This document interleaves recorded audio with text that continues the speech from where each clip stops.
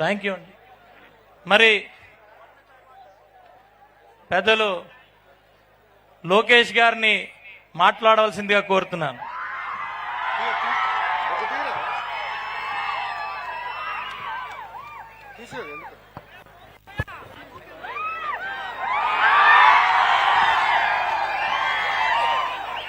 ఓ మీకెందుకు కంగారు, నేను నించుంటున్నారా భయ్?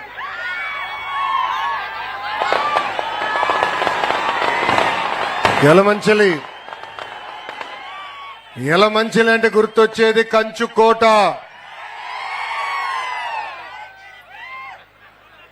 నాకిప్పుడు కూడా బాగా గుర్తు.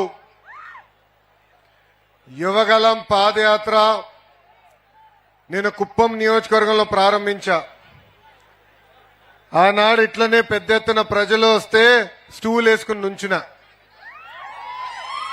ఇప్పుడు ఏ అధికారులు అయితే ఇక్కడ నుంచి కాపలా కాస్తున్నారో ఇదే అధికారులు స్టూల్ లాక్కుని వెళ్ళిపోయారబ్బా. ఇదే అధికారులు నా మైక్ లాక్కుని వెళ్లారు. కానీ 2024లో ఏం జరిగింది? అందరు దిమ్మ తిరిగే విధంగా ప్రజా తీర్పు వచ్చింది. ఈ ప్రజా తీర్పు స్వాతంత్రం కోసం, ఈ ప్రజా తీర్పు సంక్షేమ అభివృద్ధి రెండు జోడి ఎద్దుల బండిగా నడిపించేదానికి వచ్చిన తీర్పు. భారతదేశ చరిత్రలో ఏ రాష్ట్రంలో జరగని విధంగా 94% సీట్లు తెలుగుదేశం, జనసేన, భారతీయ జనతా పార్టీ కైవసం చేసుకుంటాం జరిగింది. ప్రజలందరూ ఒక్కసారి ఆలోచించాలి. ఆనాడు మాట్లాడడానికి స్వేచ్ఛ ఉండేది కాదు.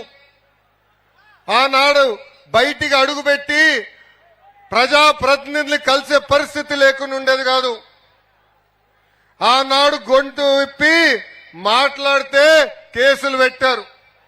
అంతెందుకు ఫేస్బుక్ లో అయ్యా ఇది అన్యాయమని పోస్ట్ పెడితే జైలుకు పంపించారు. నేను ఈరోజు మీ ముందర నుంచి ఉంటున్నా.